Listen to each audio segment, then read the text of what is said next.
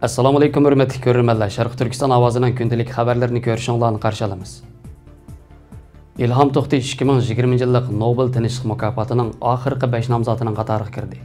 Shundaqla Ilhom To'xtining Uyg'ur biz to'g'ri asli keltirildi. Finlandiya davlatlik televiziya kanalida Uyg'urlarning vaziyati anglatildi. Qozog'istondagi Uyg'ur maktablarining shalliq natijalari. Angliya muddatdan burun Huawei uskunalarini chekindirmoqchi.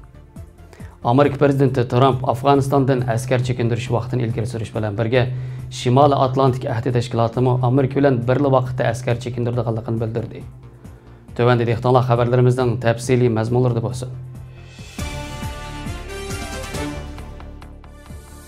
Erkin Asiya radiosi xabarida 5-oktyabr dushanba kuni Xitoy turmasidagi Uyg'ur ziyolisi Ilhom To'xtining 2020-yillik Nobel tinchlik mukofotining oxirgi 5 nomzodining biri bo'lib tanlangan xabari tarqalishi bilan Uyg'urlarni hayajonga soladigan bu xo'shallik bilan birlikda Germaniyadagi Ilhom To'xtiy instituti Ilhom To'xtiy qurgan, ammo Xitoy tomonidan taqib etilgan Uyg'ur biz to'rining asli keltirilganligini e'lon qildi. Ilhom To'xtining Amerikadagi qizi Javhar Erkin Asiya radiosining ziyoratini qabul qilib, o'zining bu ikki xabardan hayajonlanganligi va xo'shalligini bildirib, dadisi Ilhom To'xtining 2020-yillik Nobel tinchlik mukofotining oxirgi 5 nomzodining biri bo'lib tanlanganligi uni jiddiylashtirgan va hayajonlantirgan bo'lsa, dadisining o'z xalqi Uyg'urlar uchun to'lagan badallarining paketi bo'lgan, dadisi tarafidan qurilgan Uyg'ur biz to'rining asli keltirilishi o'zi uchun 2020-yildagi ahamiyatli ikki tarixiy voqea bo'lganligini bildirdi. Uyg'ur biz to'ri 2004-yil Ilhom To'xtiy tarafidan tasdiqlangandan toki 2014-yil yanvar oyining oxiri taqilib qolganga qadar Ilhom To'xtiy boshliq bir qism Uyg'ur ziyolilarining tirishchanligida Uyg'urlarning Xitoydagi ahvoli va qonuniy haqlarini Xitoy xalqi va dunyoga anglitishda muhim ko'znaklarning biriga aylangan. Ilhom To'xtiy institutining 5-oktyabr e'lon qilgan xabarda ma'lum bo'lishicha, Uyg'ur biz to'ridan hozir qadar asli keltirilgan maqola jami 3533 parcha. Bular 2006-yildan 2013-yilgacha bo'lgan oralikda Uyg'ur biz to'g'ri bekitida e'lon qilingan xabar va turli temadagi maqolalarni o'z ichiga olgan. Germaniyadagi Ilhom To'xtiy institutining raisi Anvarjonning bildirishicha, Uyg'ur biz to'rining asli keltirilishi Ilhom To'xtiy institutining kuch chiqarishi bilan Amerikadagi kompyuter mutaxassisi Abdulaziz Maqsudning boshchiligidagi bir guruh Uyg'ur yoshlarining yarim yilga yaqin vaqt tirishchanlik natijasida asli keltirilgan ekan. Beijingdagi Markaziy Millatlar Universitetining iqtisodiy fakulteti dotsenti Ilhom To'xtiy Uyg'urlarning Xitoydagi qonuniy haqlari va Xitoy xalqi bilan bo'lgan barobar huquqini talab qilgani uchun Xitoy doiralari tomonidan atalmish bo'lginchilik va davlatni parchalash jinoyati ortilib 2014-yil 15-yanvar tutqun qilinib, shu yili 22-sentabr muddatsiz qamoqqa hukm qilingan. Ilhom To'xtiy garchi Xitoy doiralari tomonidan muddatsiz qamoqqa hukm qilingan bo'lsa-mu, ammo u G'arb demokratik davlatlarida haqqoniyat uchun, Sharq Turkiston va Uyg'urlarning erkinlik uchun badal to'lagan milliy qahramon deb ta'riflangan. Ilhom To'xtiy 2014-yil tutqun qilingandan buyon Barbara Goldsmith erkin yozish mukofoti, Martin Annanist kishilik huquq mukofoti, Sakharov erkinlik mukofoti qatorliq ko'plagan nopozliq xalqaro mukofotlar berilgan. U yana 2019-yil va 2020-yil 2 yil ichida orqa-orqadan Nobel tinchlik mukofotiga nomzod qilib ko'rsatilgan. 2020-yil uning Nobel tinchlik mukofotining oxirgi 5 nomzodining biri bo'lib tanlanishi Uyg'urlar uchun tarixiy ahamiyatli voqealarning biri deb ta'riflanmoqda.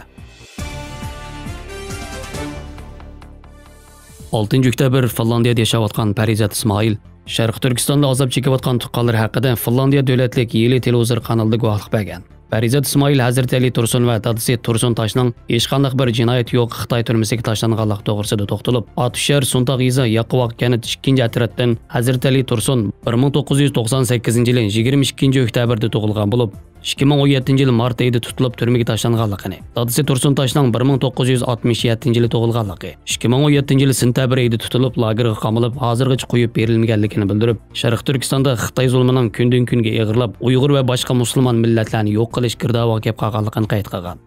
Kuzatuvchilar Xitoy kommunistlarining yovuz siyosatining dunyoga pash bo'lganligini, hamda bu rezillikni yushirib bo'lmaydiganligini bildirgan.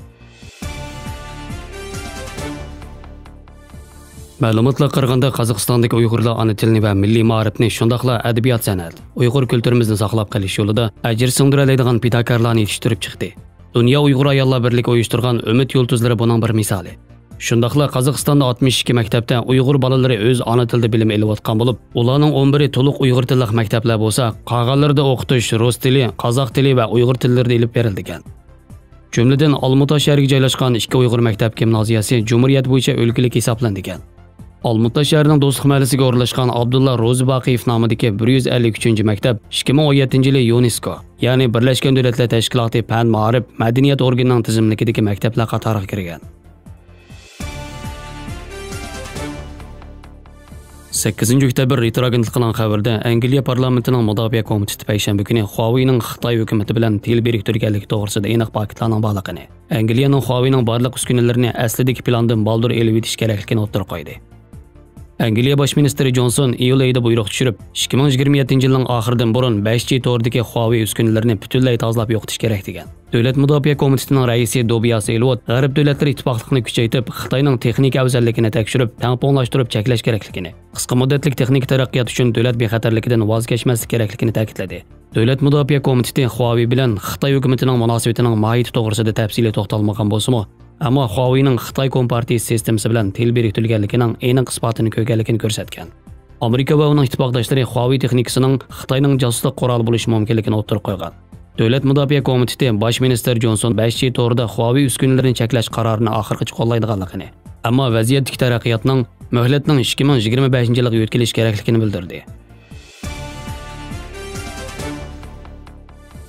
Taliban Amerika prezidenti Trumpning yil oxiridan burun Afg'onistondan askar chekindirish qarorini qarshi oldi. Shuning bilan bir vaqtda Shimol Atlantika ahdi tashkilotining bosh kotibi Jens Stoltenberg Amerika chekinganda Shimol Atlantika ahdi tashkiloti askarlarining Afg'onistondan chekindiganligini bildirgan.